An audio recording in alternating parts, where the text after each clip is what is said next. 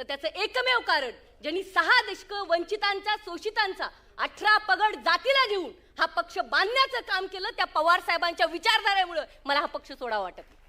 भले आज आम्ही सत्तेत नाहीयेत, फार मोठी संकट आहेत आमच्या समोर.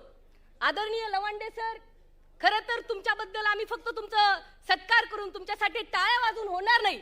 या निमित्तानं मला त्या घुसखोर लोकांना सांगायचंय, ज्यांनी लवांडे सरांवरती, ते म्हणतात ना, अपने गली में तो कुत्ता भी शेर होता है, आपल्याच गल्लीत कुठेतरी बघून आमच्या लवांडे साहेबांना घेरून त्यांना काळं फासण्याचं जर काम केलं असेल तर या स्टेजवर मी सांगू इच्छिते, सुरुवात तुम्ही केली, शेवट आम्ही करू. आम्ही बांगड्या भरलेल्या नाहीयेत. आम्ही हा लढा पुरोगामी विचाराने घेऊ. डॉक्टर बाबासाहेब आंबेडकरांचा हा महाराष्ट्र आहे. तुम्ही शाहू फुले शिव नाव घेता, बाबासाहेबांचा महाराष्ट्र आहे, छत्रपतींचा महाराष्ट्र आहे. त्यांनी आपल्याला लढायला शिकवलेलं आहे. एक व्यक्ती आमच्या पक्षाची अशा पद्धतीने तिच्यावर अन्याय होत असेल तर एक महिला मुलगी म्हणून आम्ही याला कणखणीत उत्तर देण्याची ताकद आम्ही ठेवतो. आज सगळेजण म्हणतात, मगाशी माझ्या सहकारी हेमाताई बोलल्या की नारी वंदन विधेयक. कसलं नारी वंदन विधेयक? अरे 30 वर्षापूर्वी ज्या पवार साहेबांनी डिफेन्स मिनिस्टर असताना महिला आरक्षण आणलं आणि तुमच्या सिंदूर ऑपरेशनचं लीड ज्या लेफ्टनंट सोफिया कुरेशींनी केलं, ते credit goes to only Sharadchandra Pawar. हे आपण सांगितलं पाहिजे महाराष्ट्राला. आज महाराष्ट्राची परिस्थिती काय आहे? कुठली गोष्ट एक चांगली चाललेली आहे? आज कर्जमाफी तुम्ही करताय. कर्जमाफी करणं म्हणजे आईने घरी जेवायला न देणं आणि वडिलांनी भीक न मागू देणं असा प्रकार आहे तो. तुम्हाला काहीच नाही, तुमच्या पदरामध्ये काहीच नाही. परवा मी बार्शीमध्ये गेले होते. सेंट्रल बँकेचे एक मॅनेजर होते, त्यांचं नाव मी तुम्हाला सांगणार नाही. मला म्हणे, मॅडम मी तुम्हाला ओळखतो, तुम्ही पवार साहेबांसाठी काम करता. म्हटलं हो. अहो म्हणे, मी माडा तालुक्यातला आहे. जेव्हा साहेब 2009ला खासदार होते ना, 4 एकर शेती होती माझ्या वडिलांना. आम्हाला फळं बिळं काय माहित नव्हतं. आज फळं, ड्रॅगन फ्रूट सारखा प्रकार जर कोणाला आज माहित होत असेल महाराष्ट्राला आणि देशाला, तर ते पवार साहेबांचं क्रेडिट आहे, असं त्या मॅनेजरनी मला सांगितलं. नाव नाही सांगत, त्यांना अडचण येतील, लगेच फोन जाईल, काय तुम्ही तिकडची तरफदारी करता का? पण हे क्रेडिट आहे आणि हे आपण बोललं पाहिजे.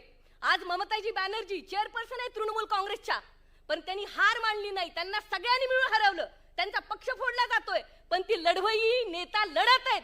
तोच बाणा मला असं वाटतं की आपण कार्यकर्त्यांनी, आपल्याकडे पवार साहेब आहेत.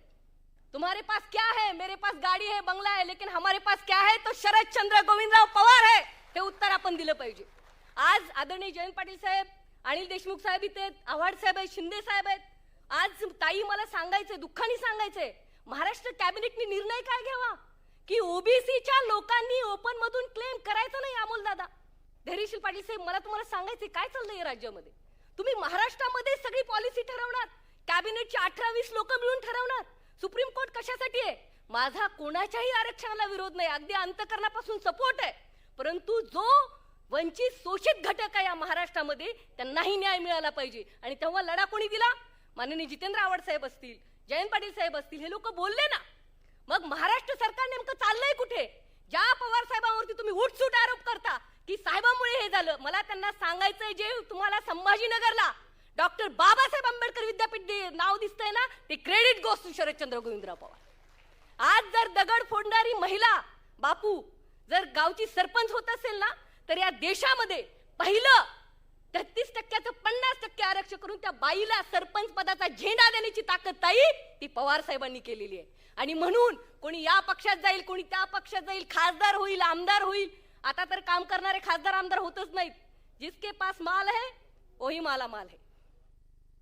त्यामुळे मी जास्त काही अधिकच बोलणार नाही. मला असं वाटतं, माझे वडील नेहमी म्हणतात, सावली अशी पकडावी की ज्याचा आपल्याला त्रास होणार नाही.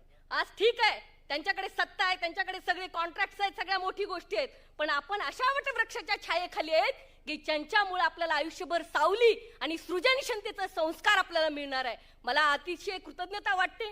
आदरणीय सुप्रियाताई असतील, जयंत पाटील साहेब असतील, आदरणीय पवार साहेब असतील, शिंदे साहेब असतील, ह्या सर्वांनी वेळोवेळी आमच्यासारख्या सामान्य कुटुंबातल्या मुलींशी पाठीशी उभे राहिल्यामुळे आम्ही इथं बोलू शकतो. आणि लवांडे सर, मी तुम्हाला प्रॉमिस करते, हा डायलॉग नाही, आदरणीय पवार साहेबांसमोर बोलते.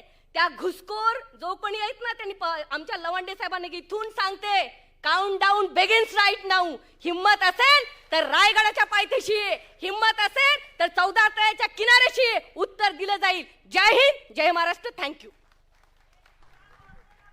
धन्यवाद. खऱ्या अर्थानं आपला विचार